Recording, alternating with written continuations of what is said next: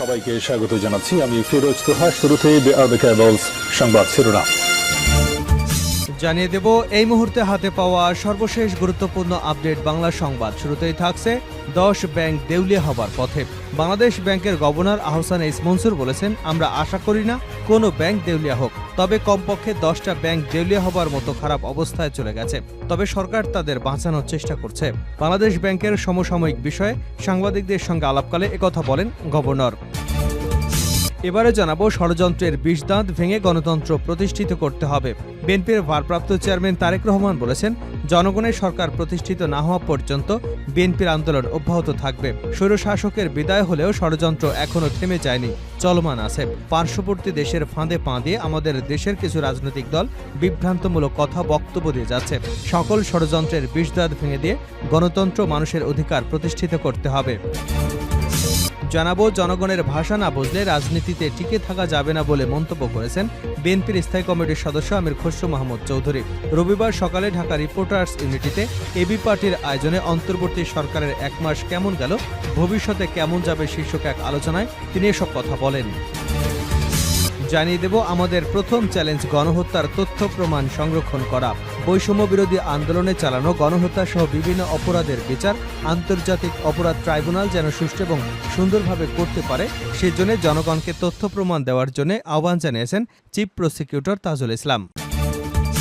এদিকে ভূমিহীন শাহরিয়ার 15 বছরে হয়েছেন 1000 কোটি টাকার মালিক।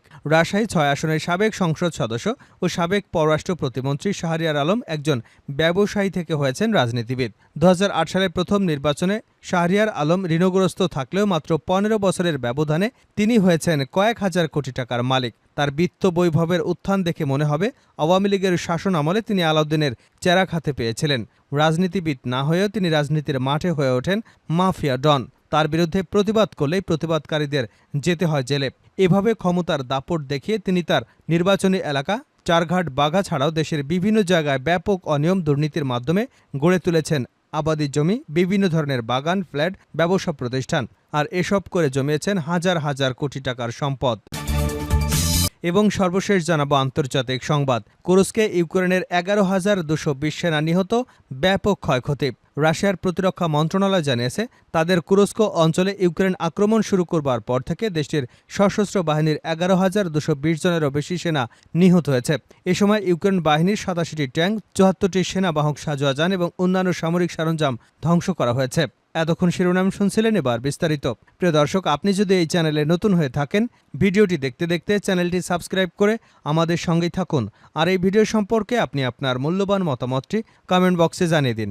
আর হ্যাঁ প্রিয় দর্শক, জানিয়ে দিন ভিডিওটি কোথা থেকে দেখছেন। 10 ব্যাংক দেউলিয়া হবার পথে গভর্নর। বাংলাদেশ ব্যাংকের গভর্নর আহসান এইচ মনসুর বলেছেন, আমরা আশা করি না কোনো ব্যাংক দেউলিয়া হোক, তবে কমপক্ষে 10টা ব্যাংক দেউলিয়া হবার মতো খারাপ অবস্থায় চলে গেছে, সরকার তাদের বাঁচানোর চেষ্টা করছে। রোববার বাংলাদেশ ব্যাংকের সমসাময়িক বিষয় নিয়ে সাংবাদিকদের সঙ্গে আলাপকালে একথা বলেন গভর্নর। আমরা আশা করি না কোনো ব্যাংক দেউলিয়া হবে, তবে এটাও ঠিক অনেক ব্যাংক দেউলিয়া হয়ে আছে। 10টার মতো ব্যাংকের অবস্থা এমন, সরকার এসব ব্যাংক বাঁচানোর চেষ্টা করছে। গভর্নর 10 ব্যাংকের কথা বলেও সেগুলোর নাম উল্লেখ করেননি। ব্যাংক খাতের অবস্থা যাই হোক, গ্রাহকদের কোনো ক্ষতি হবে না জানিয়ে তিনি বলেন, এজন্য আমানত ইন্স্যুরেন্স 1 লাখ টাকা থেকে বাড়িয়ে 2 লাখ টাকা করা হয়েছে। ব্যাংক খাতের 95% গ্রাহকের স্বার্থ নিশ্চিত হবে। বিশ্বের কোনো দেশই ব্যাংকিং খাতের আমানতের 100% গ্যারান্টি দেয় না, আমরা 95% গ্যারান্টি দিচ্ছি।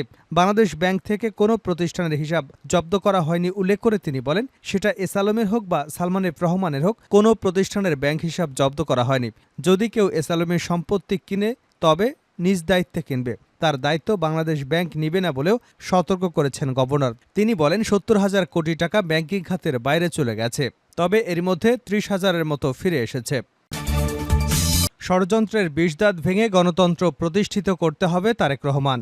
বিএনপির ভারপ্রাপ্ত চেয়ারম্যান তারেক রহমান বলেছেন, জনগণের সরকার প্রতিষ্ঠিত না হওয়া পর্যন্ত বিএনপির আন্দোলন অব্যাহত থাকবে। স্বৈরশাসকের বিদায় হলেও ষড়যন্ত্র এখনও থামেনি, চলমান আছে। পার্শ্ববর্তী দেশের ফাঁদে পা দিয়েছে। আমাদের দেশের বেশ কিছু রাজনৈতিক দল বিভ্রান্তমূলক কথা বা বক্তব্য দিয়ে যাচ্ছে। সকল ষড়যন্ত্রের বিষদাঁত ভেঙে দিয়ে গণতন্ত্র, মানুষের অধিকার পুনঃপ্রতিষ্ঠা করতে হবে। বিকেলে সাতক্ষীরা জেলার কলারোয়া ফুটবল মাঠে জনসভায় প্রধান অতিথির বক্তব্যে ভার্চুয়ালি বক্তব্যে এসব কথা বলেন তিনি। সভাপতিত্ব করেন সদ্য কারামুক্তির সাবেক সংসদ সদস্য, বিএনপির কেন্দ্রীয় প্রকাশনা বিষয়ক সম্পাদক হাবিবুল ইসলাম হাবিব। তারেক রহমান বলেন, বিএনপি রাজনীতি উৎপাদন উন্নয়নের রাজনীতি। বিএনপি চায় দেশের প্রতিটি সম্ভাবনাকে কাজে লাগাতে, সম্ভাবনাগুলোকে বের করে আনতে চায়। আমি ৬,০০০ মাইল দূরে থাকলেও আমার মনটা পড়ে থাকে বাংলাদেশে। সাতক্ষীরা চিংড়ি চাষের ঘেরকেন্দ্রিক বেড়িবাঁধ যে আতঙ্ক, সেই আতঙ্ককে কাটাতে বাঁধটি শক্ত মজবুত করতে চায়। এভাবে দেশের প্রতিটি জেলার সম্ভাবনা আছে, সেগুলো বের করে কাজ করতে হবে। তিনি বলেন, সম্ভাবনাগুলো বাস্তবায়ন করতে হলে নির্বাচিত সরকার জনগণের সরকারই জনগণকে নিয়ে ভাবে। শহীদ রাষ্ট্রপতি জিয়াউর রহমান জনগণের ভোটে নির্বাচিত ছিল বলেই কৃষকদের জন্য খাল খনন করেছিলেন। দেশনেত্রী বেগম খালেদা জিয়া শিক্ষার্থীদের জন্য বিনামূল্যে বইয়ের ব্যবস্থা করেছিলেন। জনগণের সরকারই জনগণের ভোটাধিকার প্রতিষ্ঠা করতে পারে। সভাপতির বক্তব্যে হাবিবুর রহমান হাবিব বলেন, এই মাঠে দেশনেত্রী বেগম খালেদা জিয়া ৭ বার ভাষণ দিয়েছিলেন। এবার তার উত্তরসূরি তারেক রহমান আজ মাঠে বক্তব্য দিয়েছেন, যিনি আগামীর রাষ্ট্রনায়ক তারেক রহমান। তিনি বলেন, আল্লাহর রহমতে ৭০ বছরের সাজা নিয়ে কারাগারে ছিলাম।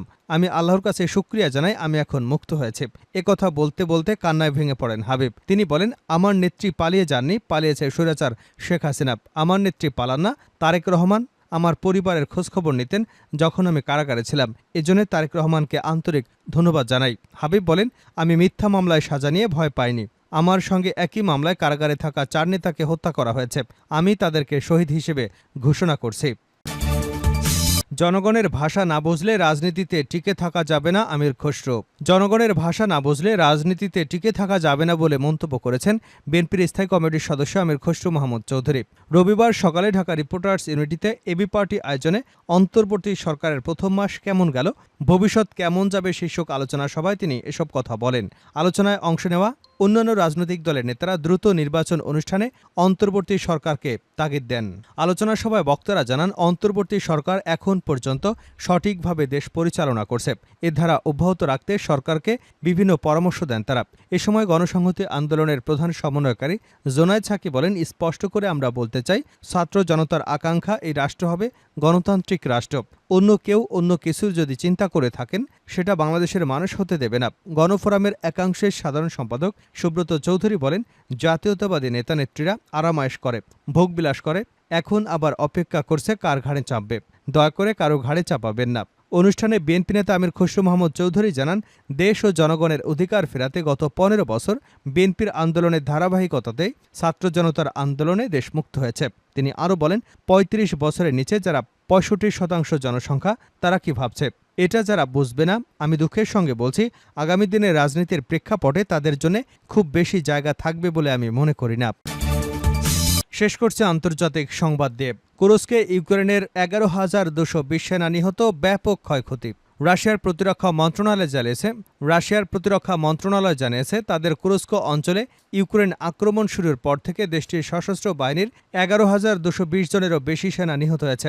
এ সময় ইউক্রেনীয় বাহিনীর ৮৭টি ট্যাঙ্ক, ৭৪টি সেনার সাঁজোয়া যান এবং অন্যান্য সামরিক সরঞ্জাম ধ্বংস হয়েছে। রোববার এক বিবৃতিতে রুশ প্রতিরক্ষা মন্ত্রণালয় এসব তথ্য জানিয়েছে। এতে বলা হয়, কুরস্ক অঞ্চলে যুদ্ধের সময় ইউক্রেনের সেনাবাহিনী উল্লেখযোগ্যভাবে ক্ষতিগ্রস্ত হয়েছে। ইউক্রেনীয় বাহিনী ৪২টি পদাতিক যুদ্ধযান, ৩৬১টি যানবাহন, ৮৪টি আর্টিলারি বন্দুক, ২৪টি রকেট লঞ্চার হারিয়েছে।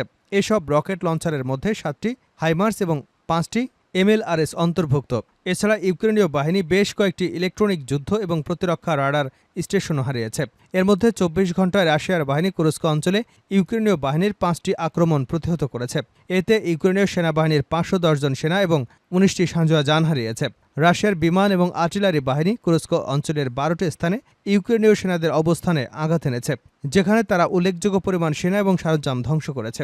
এছাড়াও রাশিয়ান বাহিনী সুমি অঞ্চলে ইউক্রেনের ভাড়াটে সৈন্যদের অবস্থানেও মিসাইল হামলা চালিয়েছে। এতে প্রায় ৩০ জন ভাড়াটে সৈন্য, ৬টি সামরিক সরঞ্জাম ধ্বংস হয়েছে।